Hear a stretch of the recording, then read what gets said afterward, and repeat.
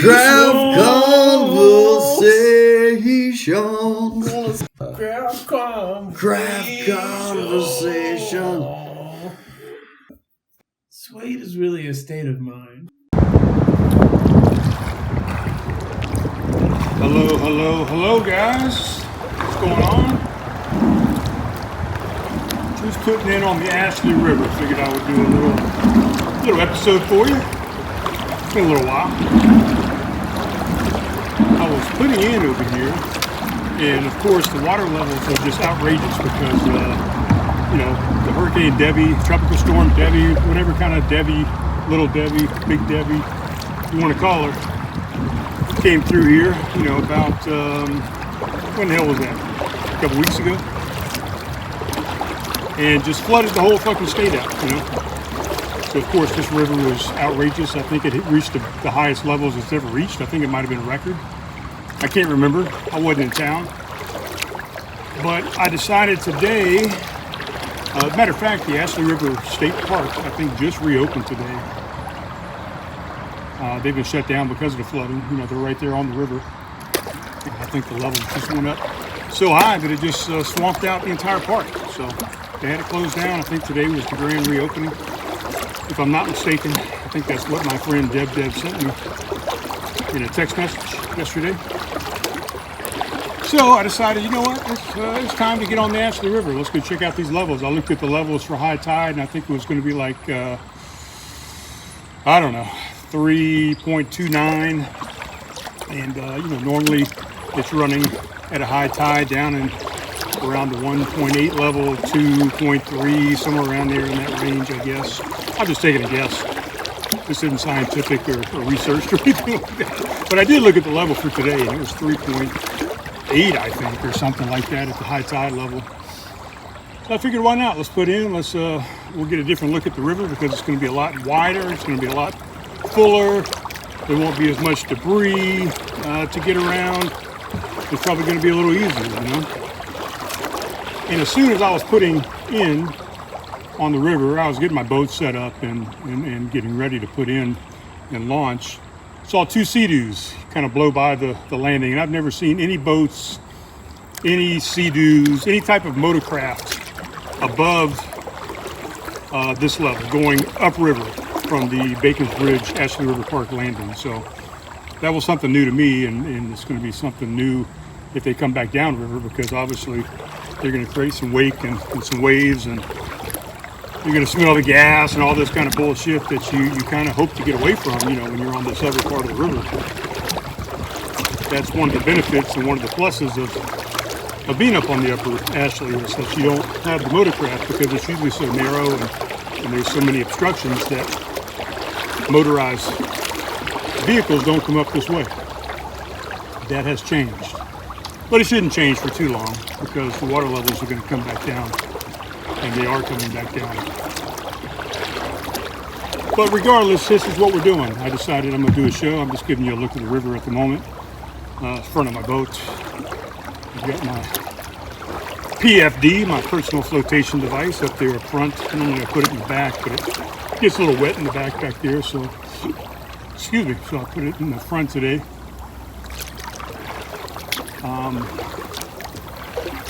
So I'll kind of give you a selfie view here. We're just out here. I got the banana boat hat on. I got my little June Fawn Jeet Kune Do Bruce Lee tank top on. Trying to get a little vitamin D on these arms. I've been out doing a lot of stuff in a regular shirt, Spartan shirt, trying to motivate myself for the Spartan. If you watched my video from yesterday, I'm training for a Spartan coming up in October, so I've been wearing a Spartan shirt just for some self-motivation. And I've got a little, hell, you can't see it. I can't get up, but got that little tan line right there going on. Figured I'd put the tank top on and see if I could even out. It's like low 80s, maybe it's gonna be mid 80s by the time I get off the river. Pretty nice day today. It's a little overcast. A little sun peeks out every now and then, but I figured it's gonna be a nice day for a paddle. Just taking out my regular recreational kayak, my little 10-foot Pelican. And it's okay. You know, it does well on these small, narrow rivers. It's not the fastest boat in the world because of the length and because of the width. You know, it's a little wider box at the bottom for stability. It's a little shorter. I really need to trade this guy in and get me a 12-foot. I think that would be a lot more conducive to the type of paddling that I do these days. But it does well enough. I was going to actually put the canoe in today, which is a 12-foot. You know, the canoe I took on the Mississippi River, and I said, nah.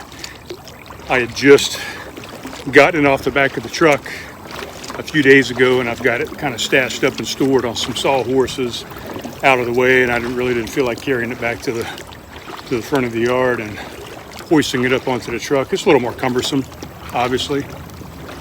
That's a nice little tree. Point you forward again. Nice little tree here that has come down across the water. If you can see it, right there in front of us.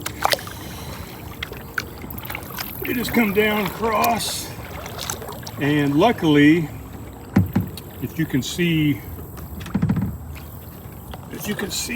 well, I don't know if you can see it, but it's kind of braced against these other trees up here. So it's luckily those trees caught it.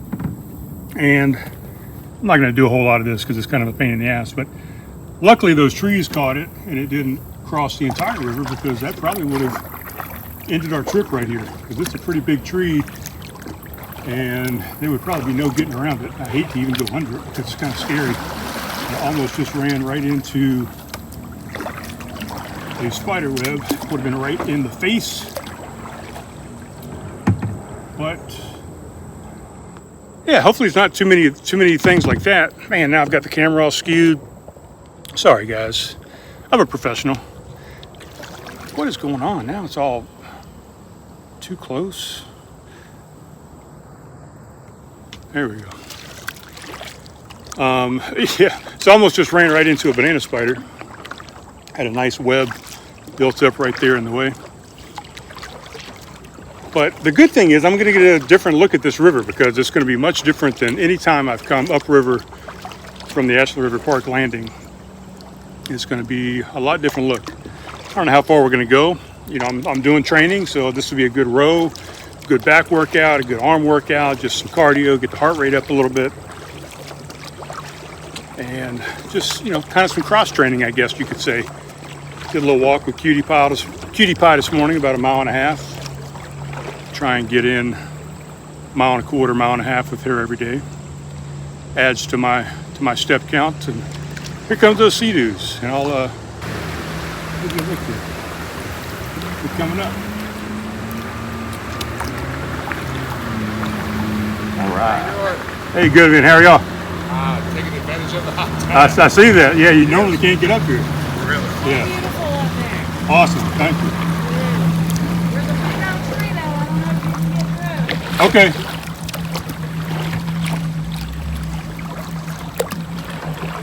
So yeah, they just said exactly what I was talking about, that it's not very often that they can get up this direction. So good for them, you know. I'm not gonna fault them for taking advantage of the water. I take advantage of the water myself. It's just you know, like I said, that's one of the advantages of this part of the river, is normally there's no traffic. I mean, you very rarely see anybody, to be honest. It's more popular down going south. I don't know if it's actually south, it's probably east, or let's see. Yeah, we're going southwest right now, so it's probably more east when you're going downriver. So what was I saying? Well, we were talking about that tree, we were talking about the spider, we were talking about cross training. They just said that there was a tree up ahead that they didn't know if I'd be able to get around, but they don't realize that I paddled the entire Mississippi River for over 2,300 miles. I know all there is to know about obstacles and about getting around stuff to get down a river. Whether it be dams, whether it be portages, whether it be blockages, whether it be low water, whether it be rocks, whether it be barges, recreational vehicles, cruise ships, you name it. I've had to get around it. Hell, fucking giant logs in the water, debris, whatever. You get the point. I was going to take my heavy paddle, which I probably should have done, but I've got my light Warner paddle that I bought when I was on Mississippi. I got about halfway down and finally bought me a good paddle. The paddles that they gave us with Warrior Expeditions, they were called Best. I don't remember if there was a specific brand, if that was the brand name itself, or if that was just a sub-name of the brand. They're called Best. 3 out of the 4 that we had going down river broke, and they bought us some more, and they were super heavy. So the first ones were kind of flimsy and cheap. They were too long. Then we got kind of some more size specific that they replaced us with, but the ones they replaced us with were way too heavy, so they were, a lot more fatigue when you're doing 25 plus miles a day. So I ended up going on Amazon and just bought me a curved paddle instead of a straight paddle, which I like much, much more. It's a lot more ergonomic. And this paddle is lighter than, I don't know, let's see, if you have a spiral notebook, a standard spiral notebook maybe. Just think about that. That's about how heavy this paddle is. The entire paddle put together and everything weighs, hell, maybe less than a fucking spiral notebook. So, yeah, I don't think this tree is going to be a problem wherever it is. And it took them a while for them to reverse and come back towards me. So I think they went fairly high up the river. So hopefully I'll still be able to get some good mileage, even if there is a blockage that I don't feel like getting out and portaging around. So the Spartan Race, if you didn't watch the video yesterday, I'm doing a Spartan Race. It's my first one since 2018. Back in 2018, I did a whole podcast about it. We did a remote podcast. My oldest son and I, Brian, we went out to Colorado Springs, Colorado, and that was, at the time, I was still with Caleb Choir, and we were still doing a lot of brewery podcasts, and decided, since I was going out to do a Spartan Race with my son, well, while we're out there, why not hit a bunch of the breweries? Let's do some remote podcasting and film a lot of it and taste some beers and talk to some people and put a podcast together, and that's what we did. So kind of a joint venture to visit my son, to hang out and be with my son, to do a Spartan Race, and to do some podcasting. Had never been to Colorado before besides going through the airport, so that was my first visit to Colorado, so I got to knock that off of my 50 state list, which I've got about 10 states left, I guess. I'm not sure the exact number at this point, but I think I've hit it almost 40, maybe 40 plus at this point. I knocked off Nebraska off of my list on this last trip. I was supposed to knock off, I was supposed to knock off Oregon. I was supposed to knock off Montana, Wyoming, South Dakota, North Dakota, as far as actual visiting. I've been through a couple of those through the airport as well, but this was going to be the first time I'd actually stepped foot on the actual ground of the state, drove through it, whatever, stayed the night. I'll come back and do that. I'm kind of off topic here. Where am I at? So we went out to Colorado Springs, 2018. That was my 11th Spartan Race. First one we had ever done, I think, was 2009. First one we did was in Arizona, and I say we, it was both my sons and my ex-wife at the time. That was our first foray into obstacle course racing, and I fell in love with it. I was a marathoner to begin with, and an ultra marathoner, big time runner, and found obstacle course racing and fell in love with it. It was a good way to break up the runs. So anyway, back to the story. Went out to Colorado Springs. Flew in on a Thursday. The race was on a Saturday, so it didn't give me much time to acclimate. I think we were somewhere in between 6,000 and 7,000 feet elevation there. The race took place on Fort Carson Army Base out there in Colorado Springs. So fairly good elevation, fairly dry, kind of a desert type scenery out there in Colorado Springs versus what you think of Colorado. You think of the Rocky Mountains and rushing creeks and streams and rivers and all this kind of stuff, and not like that at all in Colorado Springs. I don't remember what the temperature was. I don't think the temperature was a big factor, but the elevation, the jet lag, and not having time to acclimate to the place. And then, like I said, we went out there to visit some breweries and to get some beer reviews and to put some video together and do our first remote podcast, you know, outside of the studio. So we ended up hitting, I don't know, let's see, Brass, Local Lion, not Local Lion, Goat Patch, 1, 2, 3, 4, at least 5, maybe 6 breweries. And we did a flight at each one of a lot of beers. So we had at least one beer at each brewery, so that's 5 beers. But most of the times, like the Brass Brewing Company, we tried everything they had on the wall. We went up there and we said, hey, pour us a 4-ounce sample of every beer you have on the wall. So I think we had like 20 samples in our little flight of tasters. So needless to say, we drank way too much the day before the race. The elevation, the acclimation, the jet lag. It was not a good race. So at the end of that race, I told my son, I said, you know what, Brian? I said, I'm going to be honest with you. I am hurting right now. I did not enjoy that in any way, shape, or form. I said, I think I'm retiring from racing. I think this is going to be my last race. You know, I had done 9 marathons, those 11 Spartans, at least 12 to 15, I think it was 15 Cooper River Bridge runs, you know, annual Cooper River Bridge runs, which is a 10K race over the Cooper River Bridge. Let's see, 3 ultra marathons, a 50 miler and 2 31 milers, triathlon, a rugged maniac, a warrior dash, 2 devil dashes, at least 3 official half marathons. I had paddled the entire Mississippi River from source to sea, over 2,300 miles in 94 days.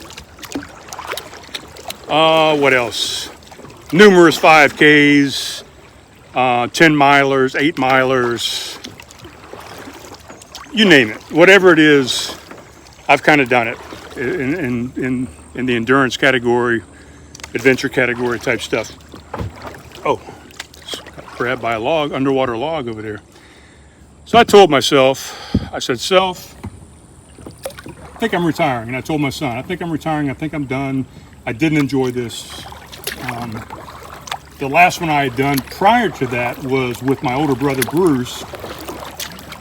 And it was in around a lake Lanier, I think it's Lake Lanier, right? It's in Georgia, kind of. A spider just jumped on my leg. Kind of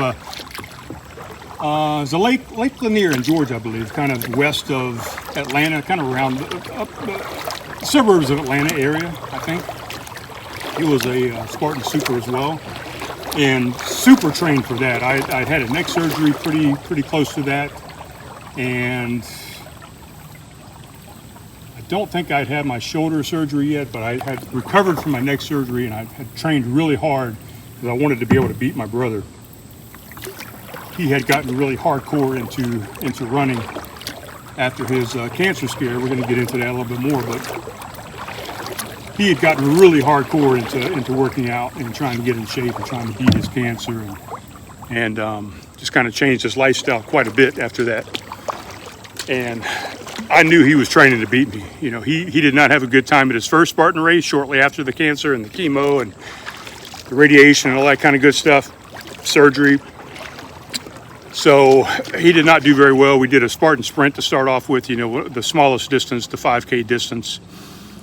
And we bumped it up to a Spartan Super, and that was in 2017. And man, I blew that one out the water and beat him. And probably could have beat him by a lot more, but I kind of waited and we wanted to cross the finish line together. And I think I crossed the finish line like 1 second before he did. So it was in super good shape, and I kind of let myself go for the 2018 one, for the Colorado one, and then all the other factors that I just threw into it. So I've been sitting around thinking about doing one again ever since then. And I'll look at them here and there, and I'll look at the locations, and I'll be like, that'd be fun to do, and that would be nice. And oh, I should probably do one again. And I kept putting it off. And even just other races, small races, 10Ks, 5Ks, whatever, I would put off. My brother would even ask me, you want to go do this 5K or you want to do this bike ride with me? And like, nah, I'm good, man. I don't really do any of that stuff anymore. I don't even run.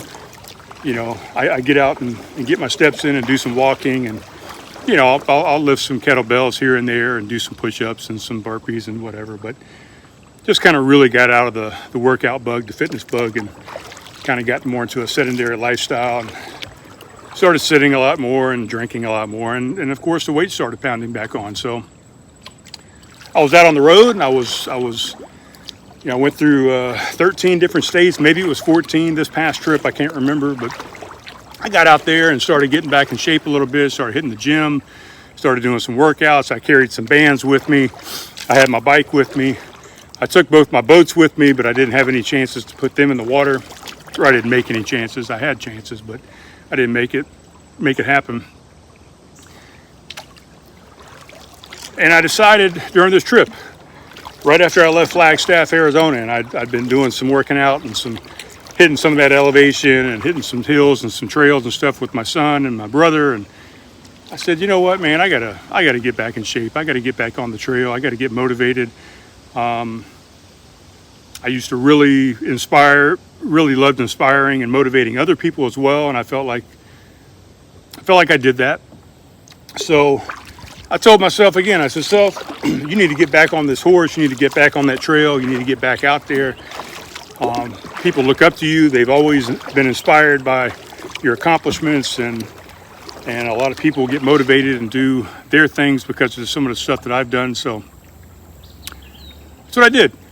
Left Flagstaff, I went down to Vegas, and when I was sitting at Vegas, I started looking up Spartan races, and I even contacted my younger son and my brother Bruce, and I said, look, there's a couple races coming up. One is in October. There's another one in November. Would either one of you like to do either one of those? The one in November is actually in Carolina, and the one that I'm doing is in Nashville, Tennessee.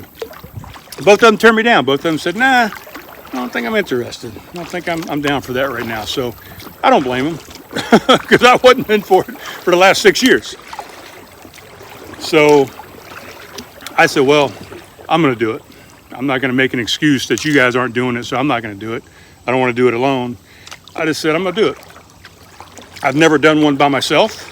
I've always had a team. My sons and I, if I go back through the 11 that I've done, we've done them. We used to try and do them in different states. That was kind of the fun of it, was to try different terrain, different courses, and then of course different lengths. They got 3 different main lengths that the common folk get into. They got the Spartan Sprint, they got the Spartan Super, and they got the Spartan Beast.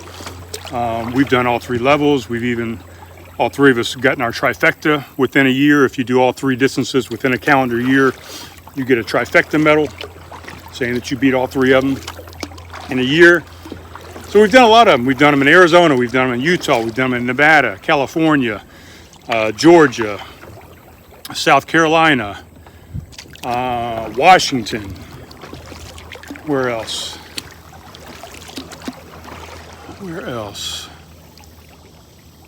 I can't remember.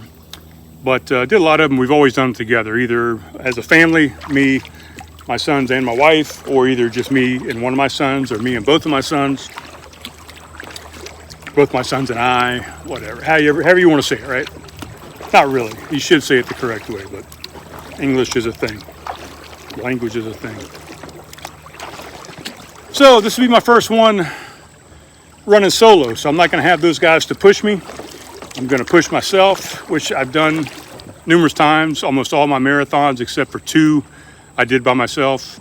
My ultra marathon, 50 miler, I did solo, me and 12 other people. I never saw me and 11 other people. I never saw the other 11 people after the start line. I never saw them again until the end.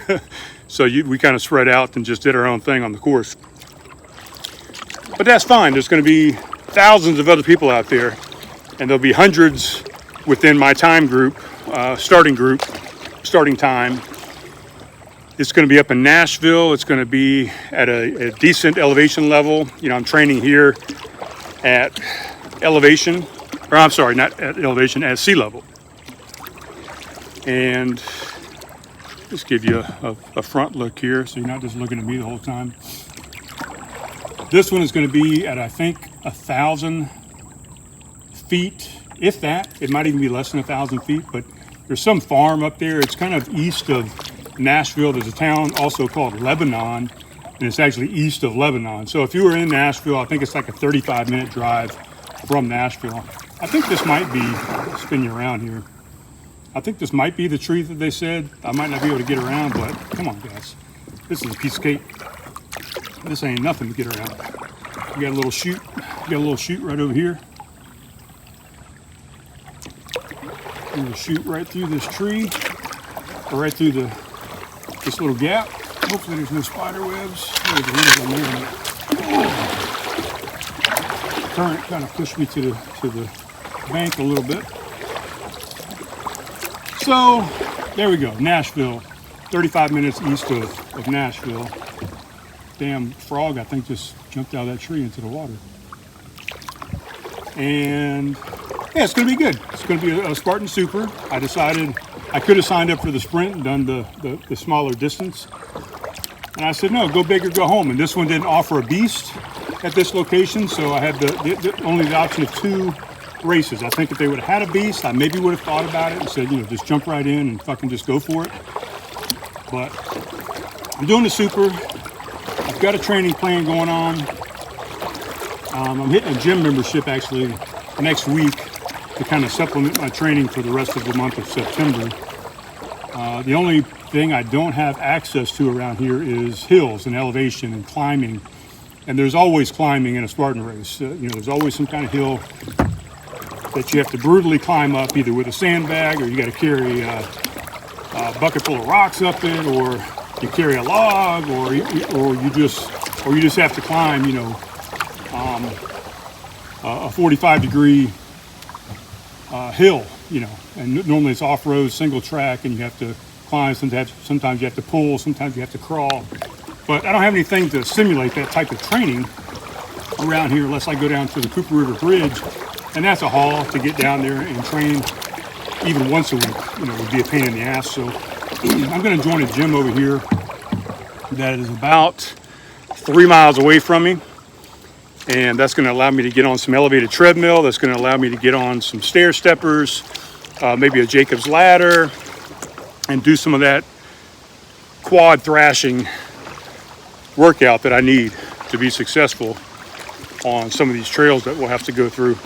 But the rest of it is just carrying heavy shit, really. Lifting heavy shit, carrying heavy shit over distances, kind of CrossFit style. So I've got a 75-pound sandbag that I can convert to 35 pounds or 37 and a half pounds, I guess.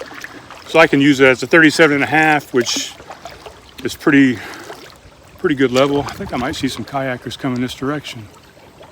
Maybe. Or I can use it as a 75 pounder. So most times the sandbags that we have to carry on the course, I think are like a 45-pound sandbag. It could possibly be 35, but most of the times they were 45. So I figure if I'm training with a 75-pound sandbag and, carrying that over distance and over the shoulder, back of the neck, and carrying it in front of the body, whatever. If I'm doing 75 pounds, 45 pounds is going to be light once I get there. Same thing, I'm doing a lot of training. I'll be doing a 50-mile ruck challenge during September. So I have to ruck for 50 miles during the month. I'm going to be using a 32-pound waist vest that I have, and I'll probably add some weight to that I'll carry either through an additional backpack with some weights or some water bottles or whatever. So if I can carry 32 plus pounds around for the entire month and do a lot of terrain, a lot of time on the feet with that, walking with my normal body weight or running with my normal body weight during the race, again, it's going to be easier. So that's the plan. I've also got 2 36-pound kettlebells, so I'll be doing, farmer's walks, I'll be doing lifts, I'll be doing squats, goblet squats, sumo squats, all the stuff for the legs, all the stuff for the lifting, for the arms. Also, I think the gym that I'm going to has a rope pull machine. So it's, it's a rope that's just attached, and you can actually simulate rope climbing. There will be a rope climbing obstacle that you have to climb, and you have to go up and touch a bell. Oh, we got a great heron right here. Let's see. Can you see it right there? Oh man, I can't. Oh, god damn it! Hold on. my mount for my phone just fell off, and luckily this bird is not scared at all. He's just sitting right there looking at me. Oh, I just can't get this mount to stay. All right, here we go. Sorry guys, being an ass. And the tide hasn't quite changed yet, so when I stopped paddling, I no longer had forward momentum. I started going backwards. You can see him right there on that log, on that tree limb sticking out of the water. He's getting ready to take off here probably in a second, but there he is. Let's see if I get a better angle here. So he's right there. We'll see if we can zoom in on him a little bit. Big guy, there he goes. He took off. Oh my god, he was so big. So big. That's what she said. Oh. So I'll keep it up front here for a second, see if we can maybe catch him again. Because normally what they'll do is they'll get up and they'll just kind of fly down river, upriver, and they'll re-perch just a little ways down, and you'll be able to follow them for a good mile or so. They'll just keep picking up and moving and picking up and moving and flying down river with you. What was I saying? So yeah, I've got all the things, man. Kettlebells, sandbags. I'm going to hit the gym. Oh, we were talking about rope pulls. So yeah, there's a rope that you have to climb. You got to climb up. You got to hit a bell, come back down. If you don't finish any of the obstacles, you have to do 30 burpees as a penalty. They also have what they call a Herculean hoist. So they hook up, I believe they have a guy and a girl weight, and I think the guy weight, I think, is 80 pounds or 85 pounds. So they put 85 pounds worth of weight on the end of a rope, and you have to, it's hooked up to a pulley system, and you have to hoist that weight all the way up until it touches whatever the top level is. And then you have to slowly lower it back down. You can't just drop the weight. So a lot of pulling, a lot of lifting, a lot of climbing, a lot of carrying. Then there's also, I mean, you can go online and look it up. I don't need to really go through the whole freaking thing with you, We'll kind of come back to the selfie view. But yeah, just a lot of stuff, a lot of fun stuff. Why am I? God damn it. I got this thing all out of whack now because it fell down, but there we go. That's better. That's a little better. But they got 3 different walls that you have to climb over, different heights of wall that you have to jump. You have to pull yourself over a wall. You have to go under some walls. You have to go under some water, under some walls. The dunk wall. Sometimes there's some balance beams. So it's kind of testing everything. It's testing your cardio, it's testing your endurance, your strength, your mental capacity, your balance, your flexibility. I mean, all these things are being tested during the race. And it's just, man, I love it. And like I said, once I found it, it was so much better to me than the drone of a constant run. And that had its benefits too. I love that for certain reasons. When I was really deep into it, it was kind of meditative and euphoric to get out there and get into an 8, 9, 10, 12, 14 mile run. Just the repetitiveness of it, the drone of it, the footfalls, the breathing. I mean, it was all kind of very meditative and kind of zen-like and hypnotic in a sense. And that's where you kind of get with the, what they call the runner's high. Well, I started getting the the high from the obstacle course races, because it broke up all the running. So you got to run a little bit, then you did an obstacle, then you run a little bit, then you do another obstacle, then you run a little bit more, then you do an obstacle. Like this particular one, I think it's going to be, normally the supers are about 8 miles, and normally about 25 obstacles. So that's what we'll be doing. With all that said, and with the talk about my brother's cancer, I am raising money through a fundraiser. Sorry, I'm trying to avoid a branch over there. Doing a fundraiser for the American Cancer Society for this run. So I put up a post on my Facebook yesterday and on my Instagram. You can go to the website and donate if you feel so inclined. $1, $5, $20, $100, whatever you can afford, I would appreciate it. And the American Cancer Society would appreciate it. And anybody battling cancer, anybody that has family battling cancer, friends, they would appreciate it. Every little bit helps. And maybe one day we can actually find a cure for this thing. And with that, I'm also doing that 50-mile ruck challenge in September, and I've got a charity attached to that as well. The Wounded Warrior Project. Of course, all these are 501c nonprofits that allow you to deduct those donations from your taxes if you itemize. So, think about it. If you think about it and you think, I don't really have the money to spare and not really interested, if you could just at least please share my information, and maybe somebody else has the means or has the inclination to want to donate to something like that, I would appreciate it. I didn't mean to yell right there. What else? Let's get off that topic, man. We spent a lot of time on that topic, and I already did a 9-minute video on it yesterday. There's another tree up here. It doesn't look like it's not passable. So I don't know what tree they were talking about, but I gotta assume it was that last tree that I just went by. This one is definitely passable as well. We're gonna go around this left side, I believe. Talked to Mr. Gordon Peters, the elusive Gordon Peters today. Actually, he texted me last night, and I think we're gonna maybe do a paddle tomorrow. And if we do a paddle tomorrow, we're most likely going to be on the Edisto River. And we'll put in and take out at 2 different spots. Edisto is not a tidal river. And we'll have to put in at one spot and then pick up, take out down river somewhere else.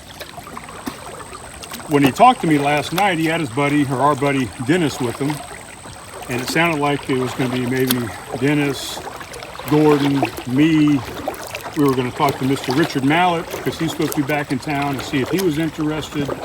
Maybe get a good group of us going, at least 3, maybe 4 or 5, and just make a day trip out of this thing. So, we've done Edisto stints. We've done anywhere from 4 miles up to 20 miles in a day.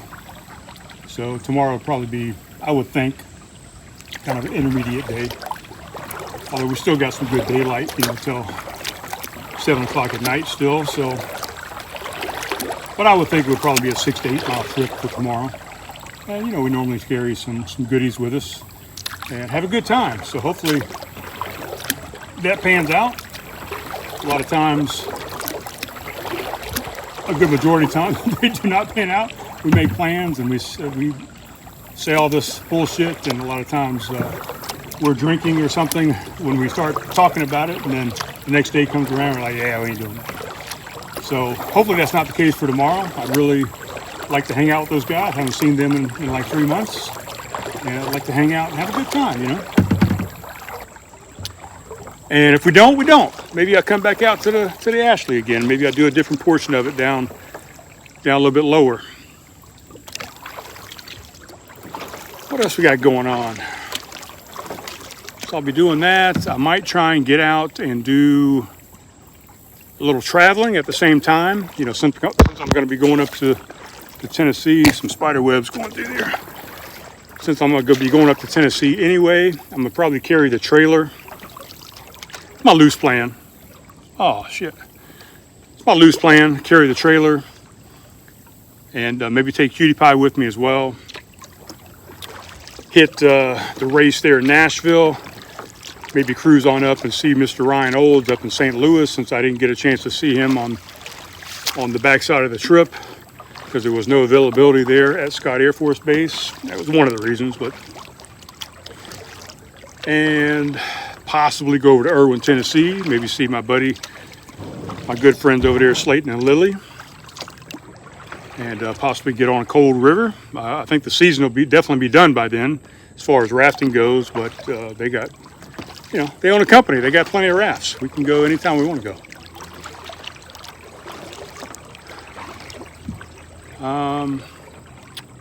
What else? Good possibility. I won't even take the trailer up there. The trailer, hell, oh, god damn! I hit another log underneath the water and grabbed my paddle, or it was a Loch Ness monster or something.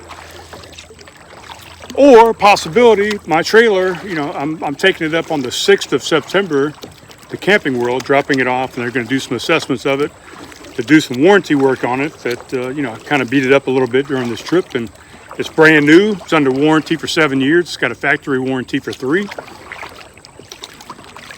And I got to have some work done on it. So I might take it over there in September, and they say, yeah, okay, we got the approval to fix this, this, and that, but we're not going to be able to fix it until this, and there, and it might still be in the shop. So worst case scenario, I will just drive up and stay in a hotel and maybe still do some driving around, and without the cumbersomeness, is that a word, of pulling a trailer behind me, and just take my truck.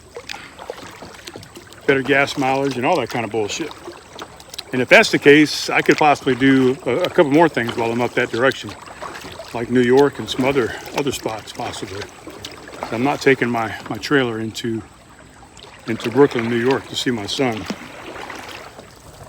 I wanted to try and get up and catch a flight up there. Man, I got some turbulence right here.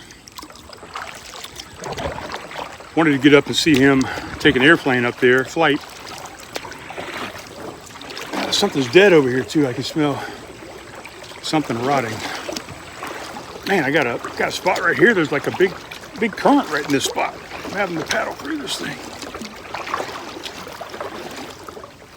And what was I saying? I was gonna try and get to Brooklyn. I contacted my son a couple of times, and he said he's busy. So he said I gotta let him know further in advance, if I'm gonna come up there. He's a 28-year-old, almost 29 next month, and he's busy, too busy for his pops. Can't cancel some plans and let me come up there and visit. I'm the only one that hasn't gotten up there and visited him yet. So there's that. What else is going on? That's about it, really. Just back in town. Like I said, I had a few mishaps with the trailer, and the refrigerator broke while I was out in Denver. So my refrigerator's out, and got a few things that broke and fell apart, disintegrated, and got to get some work done on that before I go back out, hit the road for any extended period of time.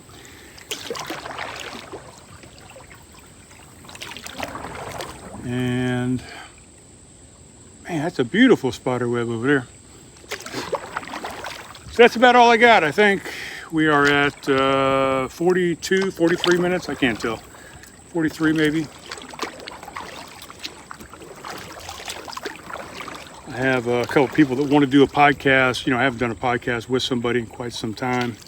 I still need to get together with Mr. Paul and Deborah Pietrofesso and redo our podcast that kind of got botched up with the sound.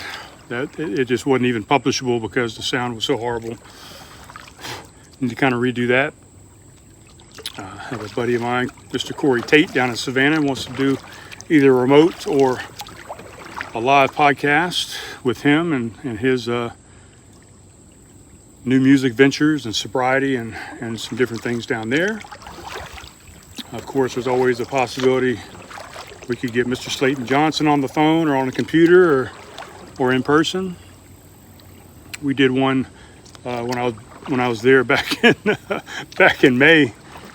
We did one with Mr. Slayton and Mr. Nick Wyrick over there at Wahoo's Adventures, and it wasn't publishable. You know, I thought it was good. I thought there was plenty of salvageable pieces of it, but as a business owner, Slayton didn't really want me publishing it out there, and especially if I did publish it, didn't want me tagging him and putting his name to it. So yeah, we got a little wild, got a little crazy. What else? I don't know. A couple new places opened up in town while I've been gone. Gorwin's, I think it's Gorwin. I think it's Gorwin's Beer Hall. It's over where the old Oak Road Brewery used to be. They kind of renovated the inside and put a German style kind of Hofbrauhaus type, you know, gathering spot in there. Beers of the world. I've heard decent things about it. Right there attached to Coastal Coffee Roasters.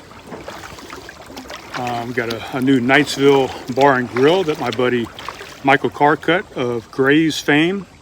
If you go back and you remember our very first episode that we did on this podcast was with Mr. Michael Carcutt when Gray's of Somerville burned down, and we were trying to help him get the word out that he was going to be doing some pop-ups and some different things locally, and trying to get him some money and help him in a time of need. He's opened a new spot here in Somerville. Maybe this is the tree they're talking about, but it's still passable. With that, the restaurant that was in the location that he just opened up in, out in Knightsville, La Chev, I can't remember the exact full name of it, but it's abbreviated La Chev.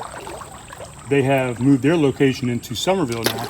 I never went to their old location, so I will definitely try and get to both of those. The very day that I got back into town here, I went and saw some music and met Paul and Deborah up at Bolts and Brews. That place seems to be thriving and doing very well. They've got events up there all the time, all weekend now. Friday, Saturday, and Sundays. They've extended their beer list tremendously, you know, probably doubled it, tripled it.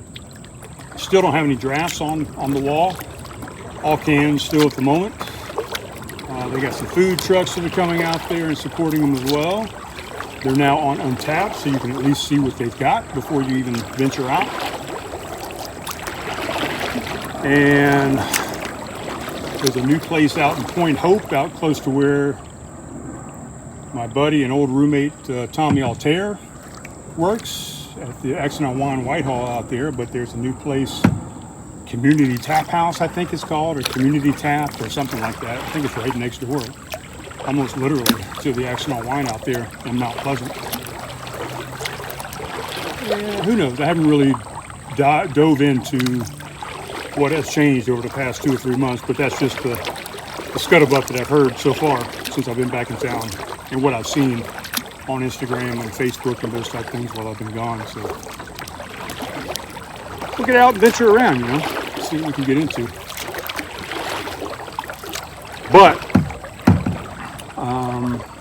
this coming week will be my last week of drinking. I will be, the month of September, will be no drinking September, because I'm trying to get in the best shape possible and really train seriously for the Spartan Race, so I don't feel the same way I did on the last one, you know, and say, hey, I'm retiring. Again, I'm going into a second retirement because it sucked. So I want to make sure I have a good time and I feel good and that I crush it. Not for anybody else but myself, but I just want to crush it, you know. I want to feel good. I want to feel accomplished at the end and not beat down. And that's really about all I got, guys. I can't think of anything else I wanted to talk about. There probably is stuff. I know I had some notes that I'd put in my phone, and I was going to do this actually in the trailer. I had set the trailer up 2 nights ago. Got the laptop all ready to do some, you know, pre-podcast music and videos like I normally do, and do the whole shebang, put together a regular podcast. But I decided, you know what, I'm going out on the river. Why don't I just do it on the river? And sometimes that's a little more exciting, and you get to see some stuff versus just looking at my mug. All right, well, we're gonna keep this thing under an hour, and I guess that's it. I'll talk to you guys soon. Please, if you can, go out and donate and help these people out. You're not helping me. The money doesn't go towards me at all, but it helps out some people that I love and some causes that I'm excited about. So please give if you can. If you can't, just at least share the information. And I'll keep you updated. I'll keep you posted on my training. I'll let you know how it goes, and I'll take you into race day with me. You know, we're gonna have a good time. All right, talk to you soon. Love you.